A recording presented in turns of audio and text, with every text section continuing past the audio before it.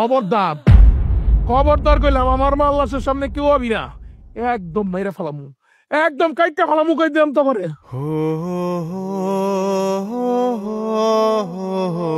তোর লেগা, শুধু তোর লেগা আমার মাই আজকে লাশ হয়ে বাড়িতে ফিরছে।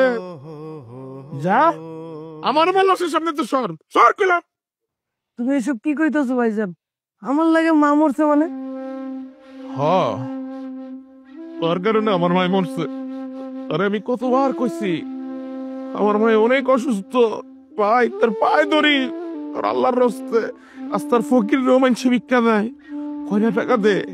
ওর পাটা হসপিটালের বারান্দায় কুকাইতে কুকাইতে মরে গেল। দেশ নাই, কেউ কোনো সহযোগিতা করস নাই। আমার মাটার আমি বাঁচাইতে পারি নাই। তগলিগা তগলিগা তগলিগা আমার মাটা মরে গেছে।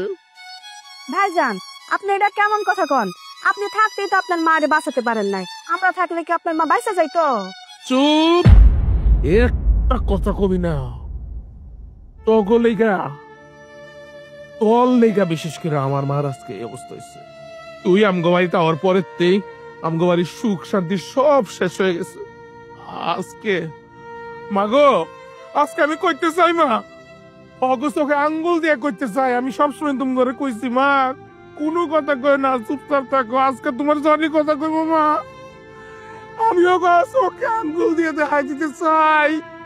তোরা তোরা আমার মাল লাগে যা করছস, কোনো মানুষ কোন সন্তান তার মাল লাগে এরকম করতে পারে না। তোরা মানুষ না, তোরা অমানুষ। এই বউয়ের গোলাম, দেখছস তোর গোলামির কারণে আমার মাটার আজকে কি অবস্থা।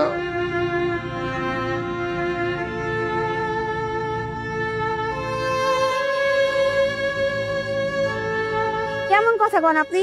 যে যাওয়া সে তো যাবেই, তার কি আটকানো যাইবো? মরণ তো সবারই হইব, তাই না?